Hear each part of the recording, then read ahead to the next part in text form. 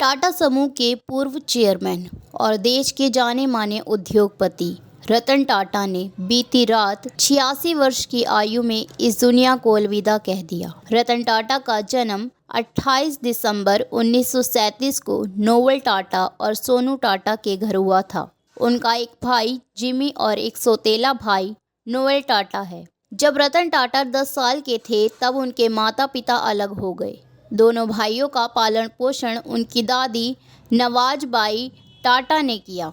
उनकी शुरुआती स्कूली शिक्षा मुंबई के कैंपियन स्कूल और जॉन कॉर्नेल स्कूल में हुई। उन्होंने कॉर्नेल यूनिवर्सिटी यूएसए से स्ट्रक्चरल इंजीनियरिंग के साथ आर्किटेक्चर में अपनी डिग्री प्राप्त की। 1975 में उन्होंने हार्वर्ड बिजनेस स्कूल में एक उन्नत प्रबंधन कार्यक्रम पूरा किया। 1962 में वे टाटा सन्स में शामिल हो गए, जहां उन्होंने फ्लोर पर काम किया। यह एक कठिन और मुश्किल काम था, लेकिन उन्होंने पारिवारिक व्यवसाय के बारे में अनुभव और समझ हासिल की। 1971 में उन्हें NELCO national radio and electronics company limited का प्रभारी निदेशक बनाया गया। कंपनी वित्तीय संकट के दौर से गुजर रही थी। रतन टाटा ने बेहतर उपभोक्ता इलेक्ट्रॉनिक्स डिवाइस बनाने के लिए कड़ी मेहनत की, लेकिन आर्थिक मंदी और यूनियन के मुद्दों के कारण वह सफल नहीं हो पाए। 1991 में JRD टाटा ने रतन टाटा को टाटा समूह का अध्यक्ष नियुक्त किया।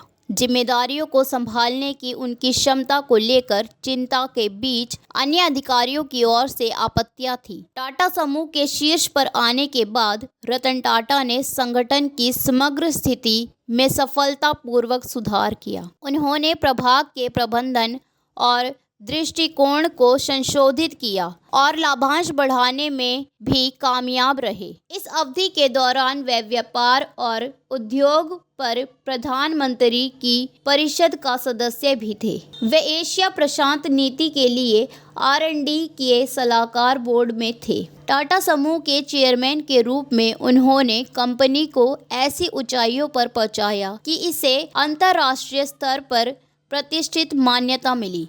कंपनी ने बड़ी वित्तीय सफलता हासिल की और टाटा समूह न्यूयॉर्क स्टॉक एक्सचेंज तक पहुंच गया। उनके नेतृत्व में टाटा समूह कोरस, जगुआर लैंड रोवर और टेटली जैसी कंपनियों के अधिग्रहण के साथ एक वैश्विक ब्रांड बन गया। टाटा नैनो और टाटा इंडिका ऑटोमोबाइल की कल्पना और निर्माण उनके नेतृत्व में किया गया था। एक प्रमुख परोपकारी व्यक्ति के रूप में उन्होंने अपने हिस्से का 65% से अधिक हिस्सा धर्मार्थ ट्रस्टों में निवेश किया। उनके जीवन का एक प्रमुख लक्ष्य भारतीयों को बेहतर जीवन स्तर प्रदान करना और मानव विकास सुनिश्चित करना था।